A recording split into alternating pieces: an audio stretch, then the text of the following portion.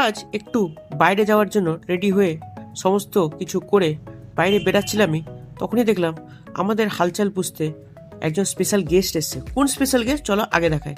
আমি যখন ঠাকুর ঘরে ঢুকলাম তখনই দেখলাম আমাদের সাথে একজন দেখা করতে এসছে, এই খুদেটা দেখা করতে এসছে, তোমরা দেখতেই পাচ্ছ। এরপরে মা যেহেতু পূজা করছিল, ওকে দেখার পর মা দুটো বিস্কুট দিয়ে দিল, সেই বিস্কুটটাই মজাচ্ছে খাচ্ছে, তোমরা দেখতেই পাচ্ছ।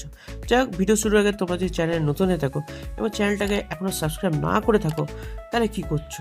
তাড়াতাড়ি সাবস্ক্রাইব করে দিও, কারণ নতুন নতুন ভিডিও খুব তাড়াতাড়ি আসতে চলেছে এবং আরও সুন্দর সুন্দর ভিডিও তোমরা এই চ্যানেলে পাবে।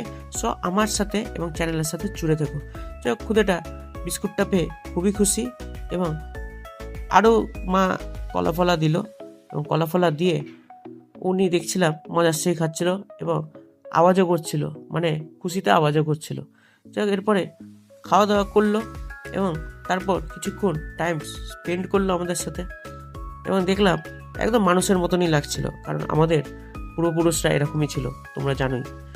এরপরে সমস্ত কিছু খাওয়া দাওয়া করে কিছুক্ষণ টাইম স্পেন্ড করে আমাদের সাথে গল্পগুজব করে, মানে ওদের ভাষায় গল্পগুজবই বলে, করে মোটামুটি 10-15 মিনিট থেকে আস্তে আস্তে অন্য জায়গায় চলে গেল।